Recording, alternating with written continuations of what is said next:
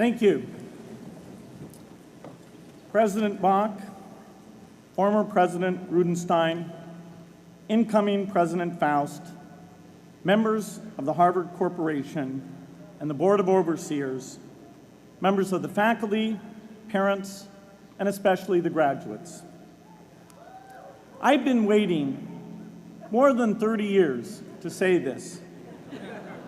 Dad, I always told you I'd come back and get my degree.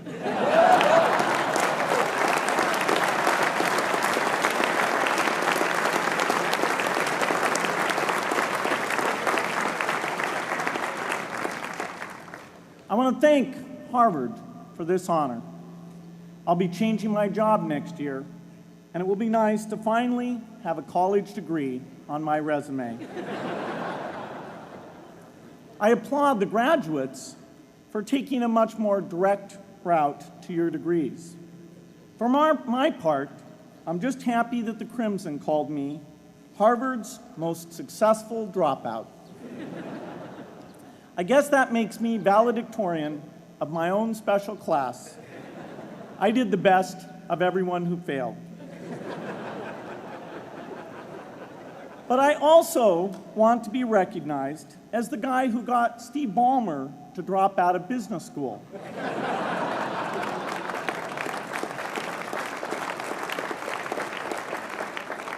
I'm a bad influence.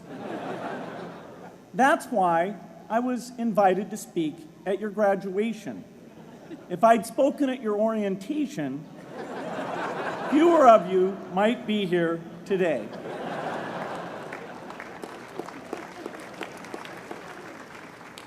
Harvard was a phenomenal experience for me.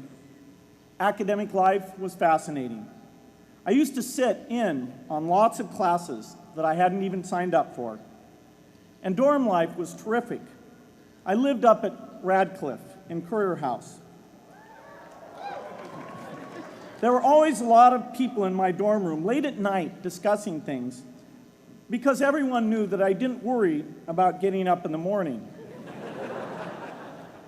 That's how I came to be the leader of the antisocial group.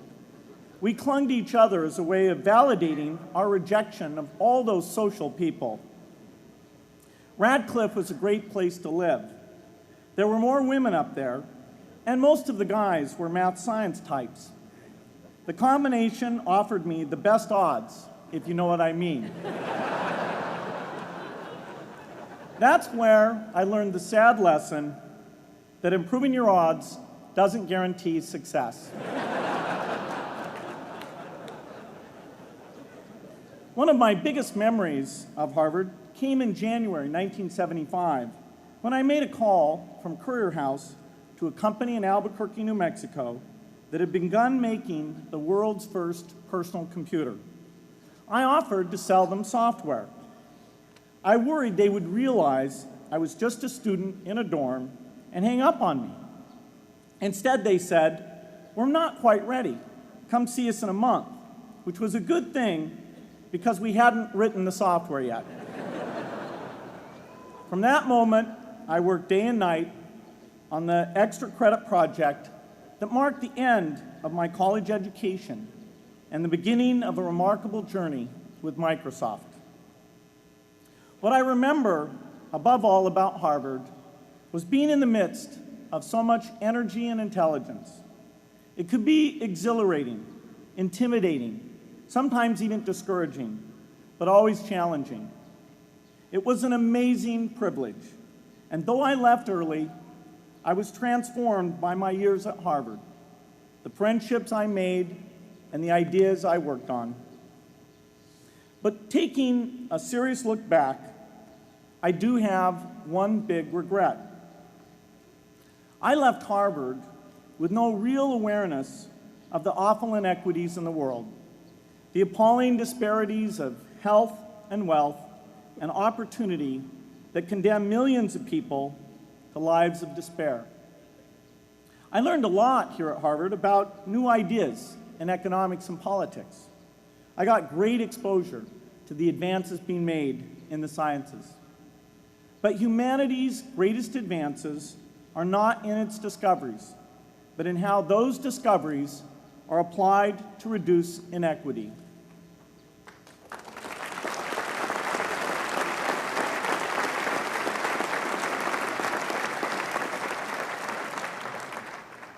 Whether through democracy, strong public education, quality health care, or broad economic opportunity, reducing inequity is the highest human achievement. I left campus knowing little about the millions of young people cheated out of educational opportunities here in this country. And I knew nothing about the millions of people living in unspeakable poverty and disease in developing countries. It took me decades to find out. You graduates came to Harvard at a different time. You know more about the world's inequities than the classes that came before. In your years here, I hope you've had a chance to think about how, in this age of accelerating technology, we can finally take on these inequities and we can solve them. Imagine, just for the sake of discussion, that you had a few hours a week and a few dollars a month to donate to a cause. And you wanted to spend that time and money where it would have the greatest impact in saving and improving lives. Where would you spend it? For Melinda and I, the challenge is the same. How can we do the most good for the greatest number with the resources we have? During our discussions on this question, Melinda and I read an article about the millions of children who are dying every year in poor countries from diseases that we had long ago made harmless in this country: measles, malaria, pneumonia, hepatitis B, yellow fever. One disease that I had never heard of, rotavirus, was killing 500,000 children each year, none of them in the United States. We were shocked. We had assumed that if millions of children were dying and they could be saved, the world would make it a priority to discover and deliver the medicines to save them. But it did not. For under $1, there were interventions that could save lives that just weren't being delivered. If you believe that every life has equal value, it's revolting to learn that some lives are seen as worth saving and others are not. We said to ourselves, this can't be true, but if it is true, it deserves to be the priority of our giving. So we began our work in the same way anyone here would begin it. We asked, how could the world let these children die? The answer is simple and harsh. The market did not reward saving the lives of these children, and governments did not subsidize it. So the children died because their mothers and fathers had no power in the market and no voice in the system. But you and I have both. We can make market forces work better for the poor if we can develop a more creative capitalism. If we can stretch the reach of market forces so that more people can make a profit, or at least earn a living, serving people who are suffering from the great inequities. We can also press governments around the world to spend taxpayer money in ways that better reflect the values of the people who pay the taxes. If we can find approaches that meet the needs of the poor in ways that generate profits for business and votes for politicians, we will have found a sustainable way to reduce inequity in the world. Now, this task is open-ended. It can never be finished. But a conscious effort to answer this challenge can change the world. I'm optimistic that we can do this. But I talk to skeptics who claim there is no hope. They say, inequity has been with us since the beginning and will be with us until the end, because people just don't care. I completely disagree. I believe we have more caring than we know what to do with. All of us here in this yard, at one time or another, have seen human tragedies that broke our heart, and yet we did nothing, not because we didn't care, but because we didn't know what to do. If we had known how to help, we would have acted. The barrier to change is not too little caring. It is too much complexity. To turn caring into action, we need to see a problem, see a solution, and see the impact. But complexity blocks all three steps.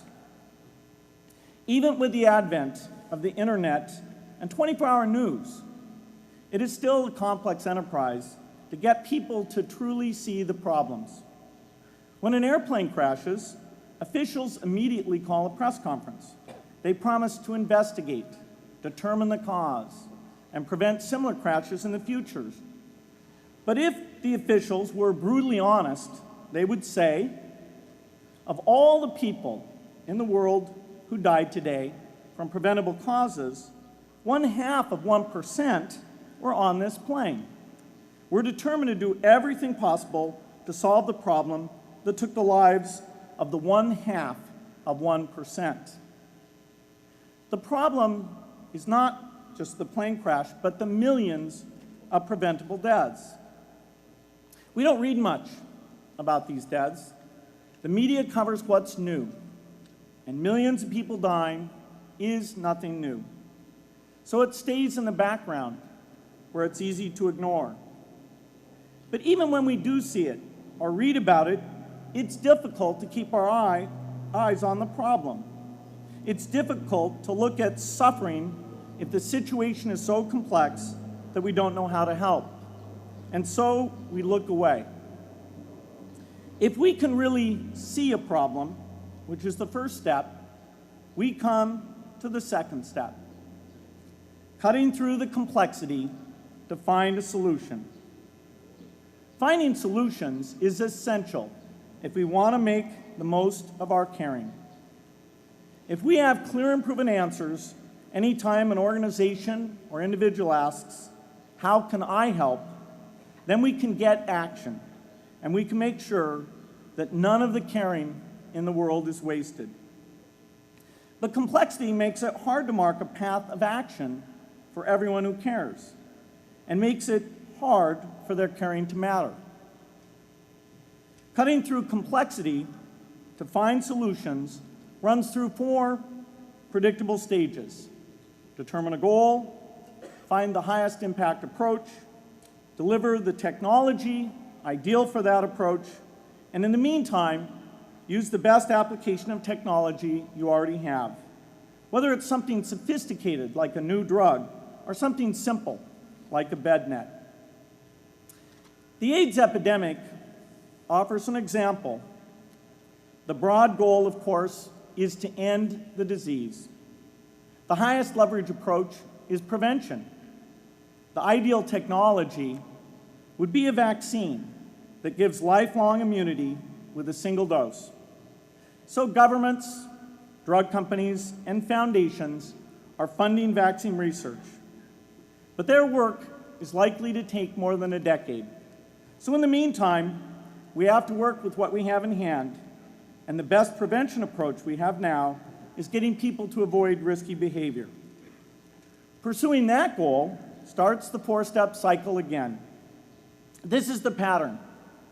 The crucial thing is to never stop thinking and working, and never do what we did with malaria and tuberculosis in the 20th century, which is to surrender to complexity and quit. The final step, after seeing the problem and finding an approach, is to measure the impact of the work and to share that, success or failure, so that others can learn from the efforts. You have to have the statistics, of course. You have to be able to show, for example, that a program is vaccinating millions more children. You have to be able to show, for example, a decline in the number of children dying from the diseases. This is essential not just to improve the program, but also to help draw more investment from business and government. But if you want to inspire people to participate, you have to show more than numbers. You have to convey the human impact of the work so people can feel what saving a life means to the families affected. I remember going to the World Economic Forum some years back and sitting on a global health panel that was discussing ways to save millions of lives. Millions. Think of the thrill if you could save just one person's life, then multiply that by millions. Yet, this was the most boring panel I've ever been on. Ever. So boring, even I couldn't stand it. What made that experience especially striking was that I had just come from an event where we were introducing version 13 of some piece of software, and we had people jumping and shouting with excitement. I love getting people excited about software, but why can't we generate even more excitement for saving lives? You can't get people excited unless you can help them see and feel the impact.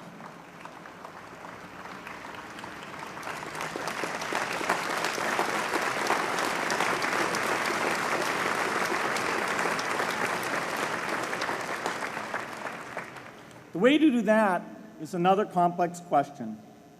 Still, I'm optimistic. Yes, inequity has been with us forever, but the new tools we have to cut through complexity have not been with us forever. They are new. They can help us make the most of our caring, and that's why the future can be different from the past. The defining and ongoing innovations of this age, biotechnology, the personal computer, and the internet, give us a chance we've never had before to end extreme poverty and end death from preventable disease. 60 years ago, George Marshall came to this commencement, and he announced a plan to assist the nations of post-war Europe. He said, I quote, "I think one difficulty is that the problem is one of such enormous complexity that the very massive facts presented to the public by press and radio make it exceedingly difficult for the man in the street to reach a clear appraisement of the situation. It is virtually impossible at this distance to grasp at all the real significance of the situation." 30 years after Marshall made his address, which was 30 years ago, as my class graduated without me, technology was emerging that would make the world smaller, more open, more visible, less distant. The emergence of low-cost personal computers gave rise to a powerful network that has transformed opportunities for learning and communicating. The magical thing about this network is not just that it collapses distance and makes everyone your neighbor. It also dramatically increases the number of brilliant minds we can bring in to work together on the same problem, and it scales up the rate of potential innovation to a staggering degree. At the same time, for every person who has access to this technology, 5 people don't. That means many creative minds are left out of this discussion. Smart people with practical intelligence and relevant experience who don't have the technology to hone their talents or contribute their ideas to the world. We need as many people as possible to gain access to this technology, because these advances are triggering a revolution in what human beings can do for one another. They are making it possible, not just for national governments, but for universities, corporations, small organizations, and even individuals to see problems, see approaches, and measure the impact of their efforts to address the hunger, poverty, and desperation George Marshall spoke of 60 years ago. Members of the Harvard family, here in the yard is one of the great collections of intellectual talent in the world. For what purpose? There is no question that the faculty, the alumni, the students, and the benefactors of Harvard have used their power to improve the lives of people here and around the world. But can we do more? Can Harvard dedicate its intellect to improving the lives of people who will never even hear its name? Let me make a request of the deans and the professors, the intellectual leaders here at Harvard. As you hire new faculty, award tenure, review curriculum, and determine degree requirements, please ask yourself, should our best minds be more dedicated to solving our biggest problems? Should Harvard encourage its faculty to take on the world's worst inequities?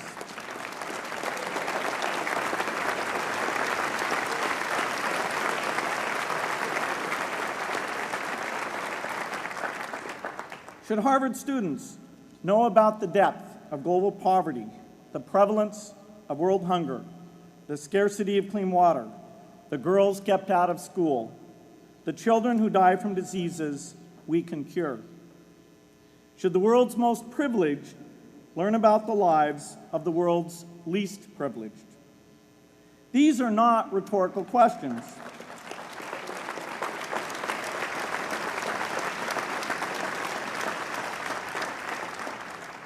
You will answer with your policies. My mother, who was filled with pride the day I was admitted here, never stopped pressing me to do more for others. A few days before I was married, she hosted a bridal event at which she read aloud a letter about marriage that she had written to Melinda. My mother was very ill with cancer at the time, but she saw one more opportunity to deliver her message, and at the close of the letter she said, "From those to whom much is given, much is expected."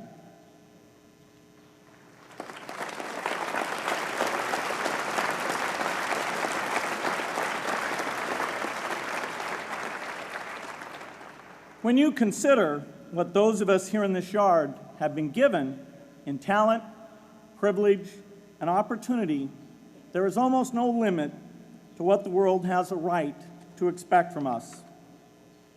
In line with the promise of this age, I want to exhort each of the graduates here to take on an issue, a complex problem, a deep inequity, and become a specialist on it. If you make it the focus of your career, that would be phenomenal. But you don't have to do that to make an impact. For a few hours every week, you can use the growing power of the internet to get informed, find others with the same interests, see the barriers, and find ways to cut through them. Don't let complexity stop you. Be activists. Take on big inequities. I feel sure it will be one of the great experiences of your lives. You graduates are coming of age in an amazing time. As you leave Harvard, you have technology that members of my class never had. You have awareness of global inequity, which we did not have. And with that awareness, you likely also have an informed conscience that will torment you if you abandon these people whose lives you could change with modest effort. You have more than we had. You must start sooner and carry on longer. And I hope you will come back here to Harvard 30 years from now and reflect on what you have done with your talent and your energy. I hope you will judge yourselves not on your professional accomplishments alone, but also on how well you have addressed the world's deepest inequities. on how well you treated people a world away who have nothing in common with you but their humanity. Good luck.